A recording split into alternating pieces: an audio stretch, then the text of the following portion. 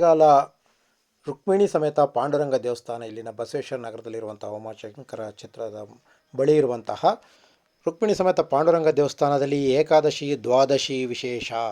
ಪ್ರತಿ ವರ್ಷ ಆಷಾಢ ಮಾಸದಲ್ಲಿ ಬರುವಂಥ ಏಕಾದಶಿ ದ್ವಾದಶಿ ಅತ್ಯಂತ ವಿಶೇಷ ಹಬ್ಬ. ಮತ್ತು ಏಕಾದಶಿ ಅಂದರೆ ಕೆಲವರಿಗೆ ಪಂಡರಾಪುರ ಜ್ಞಾಪಕ ಬರ್ತದೆ. ಅಲ್ಲಿ ವಿಶೇಷ ಬಹಳ ಪಾಂಡುರಂಗ ದೇವಸ್ಥಾನ ಪಂಡರಾಪುರದಲ್ಲಿ ಬಹಳ ವಿಶೇಷವಾಗಿರುವಂಥ ಪೂಜಾ ವಿಧಾನಗಳೆಲ್ಲ ನಡೀತವೆ. ಹಾಗಾಗಿ ಕೊಳ್ಳೇಗಾಲದಲ್ಲಿ ಇರುವಂತಹ ಪಂಡರಾಪುರದ ಪಾಂಡುರಂಗ ದೇವಸ್ಥಾನ ಅಂದರೆ ಪಾಂಡುರಂಗ ವಿಠಲ ಸ್ವಾಮಿ ದೇವಸ್ಥಾನ, ರುಕ್ಮಿಣಿ ಸಮೇತ ಪಾಂಡುರಂಗ ದೇವಸ್ಥಾನ ಬಹಳ ಹಳೆಯ ದೇವಸ್ಥಾನ ಇದು. ಹಾಗಾಗಿ ಈ ಕುಟುಂಬಸ್ಥರು ಪೂಜೆ ಸಲ್ಲಿಸ್ತಿರುವಂಥ ದೇವಸ್ಥಾನ ರಂಗಸ್ವಾಮಿಯವರ ಅರ್ಚಕರಾದಂಥ ಸುರೇಶ್ ಅವರು, ಪ್ರಧಾನ ಅರ್ಚಕ ರಂಗಸ್ವಾಮಿಯವರು ಹಾಗೂ ಕುಟುಂಬಗಳೆಲ್ಲ ಸೇರಿ ಪೂಜೆ ಮಾಡ್ತಿರುವಂಥ ಅನೇಕ ಭಕ್ತಾದಿಗಳು ದಾನಿಗಳಿಂದ ಈ ದೇವಸ್ಥಾನ ನಡೀತಾ ಇದೆ. ಈ ದೇವಸ್ಥಾನಕ್ಕೆ ಒಂದು ವಿಶೇಷವಂದರೆ ಈ ವರ್ಷ ಒಂದು ಉತ್ಸವ ಮೂರ್ತಿಯನ್ನು ಇಡ್ತಾ ಇದ್ದಾರೆ. ಆ ಉತ್ಸವ ಮೂರ್ತಿಗೆ ಕಂಚಿಯಿಂದ ಹೊರಗಡೆ ಮಳವಳ್ಳಿಯಿಂದ ದಾನಿಗಳು ಕೊಟ್ಟಿದ್ದಾರೆ. ಸ್ವಾಮಿ, ಏಕಾದಶಿ ಪ್ರಯುಕ್ತ ಏಕಾದಶಿ ವಿಶೇಷ ಮತ್ತು ಪಾಂಡುರಂಗ ದೇವಸ್ಥಾನದ ವಿಶೇಷ ಏನು ಸ್ವಾಮಿ? ರುಕ್ಮಿಣಿ ಪಾಂಡುರಂಗ ದೇವಸ್ಥಾನ ಆಷಾಢ ಮಾಸದಲ್ಲಿ ಪ್ರಥಮ ಏಕಾದಶಿ ಅಂತ ವಿಶೇಷವಾಗಿ ದ್ವಾದಶಿ ಏಕಾದಶಿ ಪಂಡರಾಪುರದಲ್ಲಿ ದೂರ ಹೋಗಿ ಮಾಡಬೇಕು ಅಂತ ಈ ಪಕ್ಕದಲ್ಲೇ ನಾವು ವಿಶೇಷನ ಇಟ್ಕೊಂಡಿದ್ದೀವಿ. ಸಿಂಪಲ್ ಆಗಿ ತರ ಹಾಗೆ ಉತ್ಸವ ಮೂರ್ತಿಗಳನ್ನ ಅಭಿಷೇಕ ಮುಂದ್ಗಡೆ ಇಟ್ಟು ಪ್ರತಿ ಜನ ಬಂದು ಅಭಿಷೇಕ ಮಾಡಿ ಹಾಲಭಿಷೇಕನ ಮಾಡಬಹುದು ಇಲ್ಲಿ. ಮತ್ತೆ ಅದಾದ್ಮೇಲೆ ಮಧ್ಯಾಹ್ನ ಹರಿಕತೆ ಇದೆ. ಬದನವಾಳ್ನವರು ಮೈಸೂರಿನವರು ಎಲ್ಲ ಬಂದು ಹರಿಕತೆ ಮಾಡ್ತಾರೆ. ಮತ್ತೆ ಸಂಜೆ ರಾತ್ರಿಗೆ ಹಂಗೆ ರಾಜರಾಜೇಶ್ವರಿ ಮಹಿಳಾ ಸಂಘದವರಿಂದ ಹಾಡುಗಳು ಇದೆ.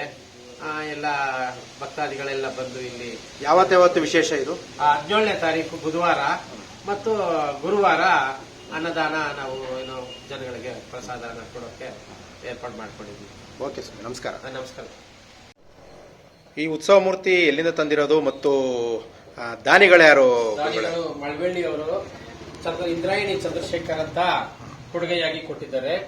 ಇವರು ಎಲ್ಲೋ ಬೇರೆ ಕಡೆ ಮಂಡ್ಯ ತುಮಕೂರು ಕಡೆ ಎಲ್ಲೋ ಮಾಡಿಸ್ಕೊಂಡ್ ಬಂದು ಕೊಟ್ಟಿದ್ದಾರೆ ದಾನಿಯಾಗಿ. ನಾವು ರಂಗಸ್ವಾಮಿ ಅಂತ ಈ ಪಾಂಡುರಂಗ ಸ್ವಾಮಿ ದೇವಸ್ಥಾನದ ಟ್ರಸ್ಟ್ ಮತ್ತು ಅರ್ಚಕರು ಪ್ರಧಾನ ಅರ್ಚಕರಾಗಿರ್ತವೆ. ಇದು ವರ್ಷದ ಎಲ್ಲನೂ ಸಹ ಏಕಾದಶಿ 24 ಏಕಾದಶಿ ಬರ್ತದೆ. ಆಷಾಢ ಮಾಸದಲ್ಲಿ ಪ್ರಥಮ ಏಕಾದಶಿ ಬಹಳ ವಿಶೇಷವಾಗಿರ್ತಕ್ಕಂಥದ್ದು. ಇದು ಮೋಕ್ಷದಾಯಕ ಏಕಾದಶಿ ಅಂತೂ ಸಹ ಕರೀತಾರೆ.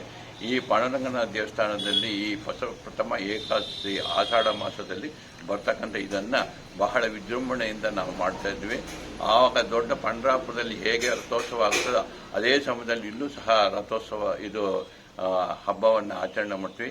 ಈ ಹಬ್ಬದ ಆಚರಣೆಯಲ್ಲಿ ಊರಿನ ಅನೇಕ ಜನರು ಸಹ ಬಂದು ಭಕ್ತಿಯಿಂದ ಹಾಡುಗಳನ್ನು ಹಾಡ್ತಾರೆ, ಹರಕತೆಯನ್ನು ಮಾಡ್ತಾರೆ, ತಮ್ಮ ಭಕ್ತಿ ಭಾವಗಳನ್ನು ಮೈಮರಿತಾರೆ. ಆದ್ದರಿಂದ ಈ ಪಾಂಡುರಂಗ ಸ್ವಾಮಿಯ ದರ್ಶನ ಪಡೆಯಲು ಅನೇಕ ಜನಗಳು ಸುತ್ತಮುತ್ತಲ ಗ್ರಾಮಗಳಿಂದ ಎಲ್ಲರೂ ಸಹ ಈ ಸ್ಥಳಕ್ಕೆ ಆಗಮಿಸಿ ಭಗವಂತನ ಕೃಪೆಗೆ ಪಾತ್ರರಾಗ್ತಾರೆ ಅಂತ ತಿಳಿಸ್ತೇನೆ.